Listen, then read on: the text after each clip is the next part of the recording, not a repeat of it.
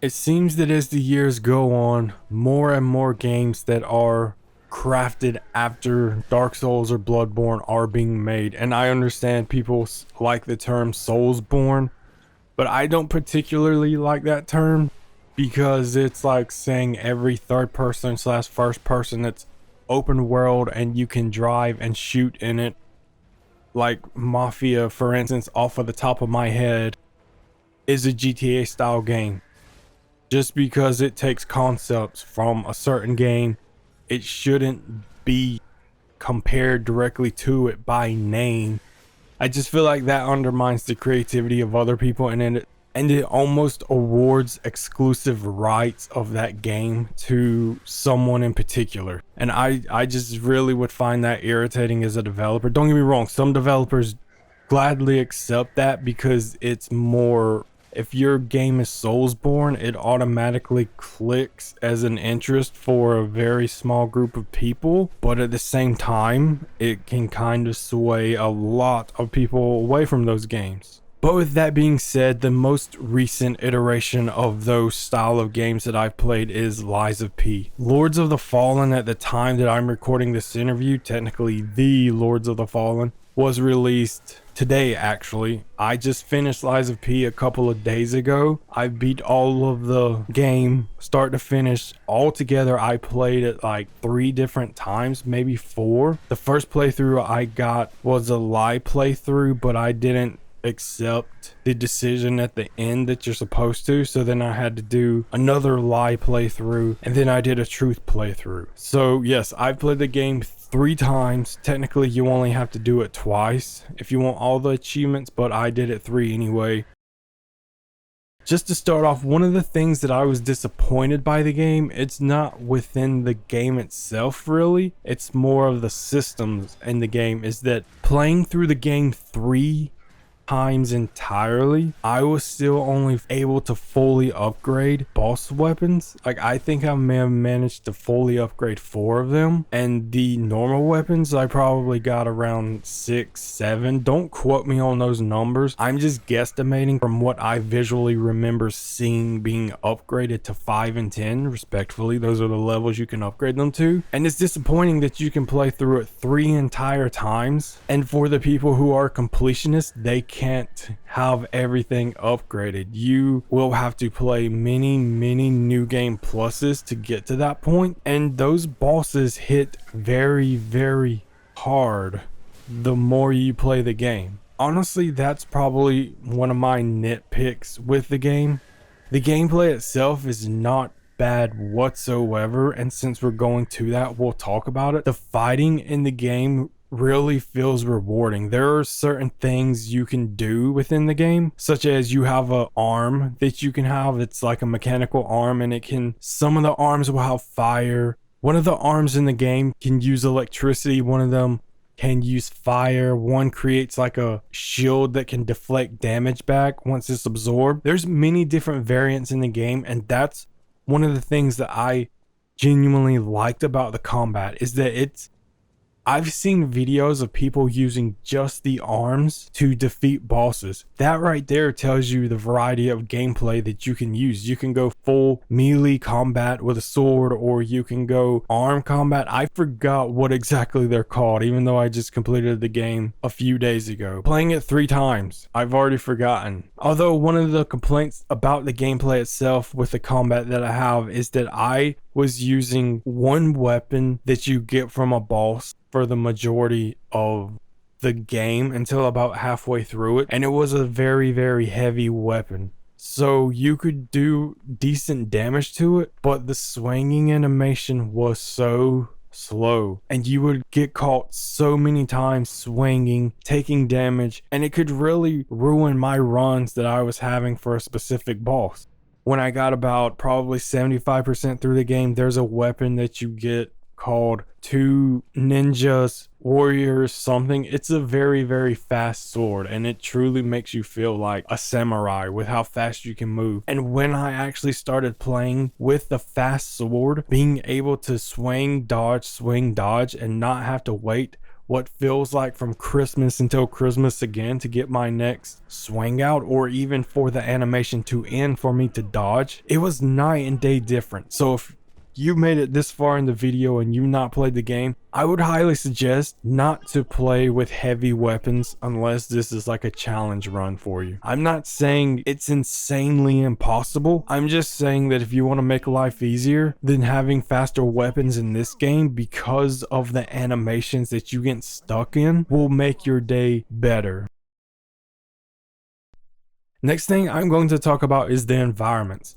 One of the things that stands out to me about this is that it keeps the similar style to environments like every other Bloodborne Dark Souls game before, but for me the environments in Dark Souls, they just seem so bland and barren, and it's almost like a repeating structure. For me, Lies of P kind of was different from those. I don't know if it's specifically because there's puppets in it and these worlds kind of feel more alive. I mean, it's obviously they're not humans, but they feel human-like, whereas in a Dark Souls game, it just feels like you're by yourself and you're fighting what could literally be alien creatures, because no one really talks to you, no one says anything. But in Lies of P, the environments are kind of structured after what would be real world environments, older environments from like the 1800s, which I assume is when this game takes place, because it literally says 18, but it never gives any specific sub years, you know. It's like, hey, 1800s, okay, is it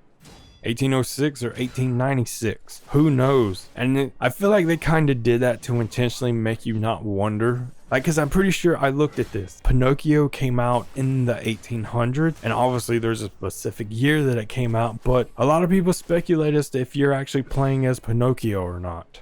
So who knows? But the environments for me, the one that I like the most, I forgot specifically what it's called, but it's after you leave the arcade and then you go to like the area where the big clown has the rolling boulder. But if you're someone who definitely thinks that Dark Souls is kind of bland with their environments, I promise you that if you play Lies of P, you're going to constantly be wondering what's the next environment, what's it going to be, how's it going to change up from this. And it's pretty cool because a lot of these sections seamlessly lead into one another. That's not to say that you can start from the very beginning of the game and walk to the very end, but just as a progression of playstyle, since there is like a central point system to all of the locations, it feels like it's seamless. And honestly, I think it may very well be seamless. Slight spoiler, your home base is Hotel Krat, and from there you can go to pretty much everywhere where the chapters take place, except for one area maybe. I'm not entirely sure, but the environments in this game are absolutely amazing to me, and I anticipated each new chapter, each new level that was coming. I couldn't wait to see what was going to be the next environment. One of the things I quickly want to touch on is the characters within the game. Obviously, there's only a few human characters that are true human characters that you encounter, and a lot of them are puppets. But each character to me felt like they fit that role perfectly, and they had a personality to them. Even the puppets, who are meant to just be puppets, in this world the puppets they don't know if they're wanting to truly be puppets or if they want to kind of work towards becoming humans, because humans don't like puppets, and obviously you're fighting puppets in this game, so the puppets don't necessarily like the humans, and there is puppet on puppet violence, and that is uncalled for in this day and age. This is not 1800s. That is uncalled for, and that they weren't even puppets. Do not exist in real life in the way that they do in this game. Spoilers for the real world, people. But I just wanted to make a quick review of this game. I genuinely enjoyed Lies of P, and what I liked mostly is that this game has more story within the game itself than probably all of the Dark Souls games combined. And it's good because you don't have to just read notes. You don't have to read documents that you find scattered throughout the world to get the big picture.